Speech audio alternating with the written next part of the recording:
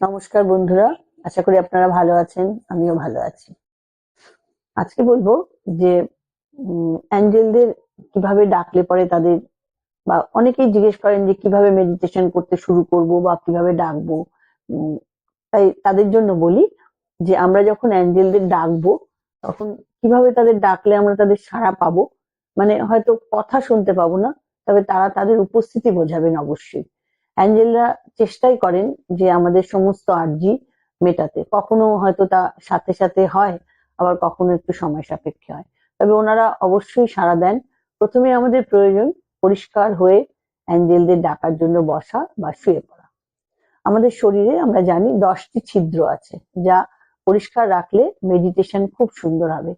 যেমন আমাদের 2 চোখ, 2 নাক, 2 কান, মুখ, নাভির ছিদ্র, মলদ্বার ও টয়লেটের ছিদ্র।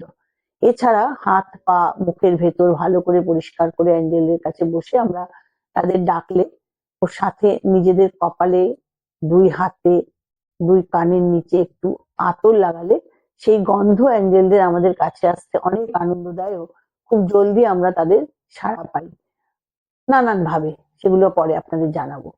এরপর ছোট্ট একটা লাইট জ্বালিয়ে, ইচ্ছে হলে ভালো একটা ধূপকাঠি জ্বালিয়ে আমরা নিজেদের দরকার, মানে আমাদের যে দরকারটা সেটা আমাদের অ্যাঞ্জেল মাইকেল এবং আমাদের গার্জিয়ান অ্যাঞ্জেল সবাইকে আমরা জানাবো। ও ঠিক যেমন আমি আমার বন্ধু, বাবা মা, শুভাকাঙ্ক্ষীদের সাথে গল্প করি, সেভাবেই অ্যাঞ্জেলদের সঙ্গে কথা বলতে থাকবো এবং তাদের জানাবো, এবং তারা তাদের মানে অবশ্যই তারা আমাদের যে কোনো উপায় অ্যান্সার দেবেন।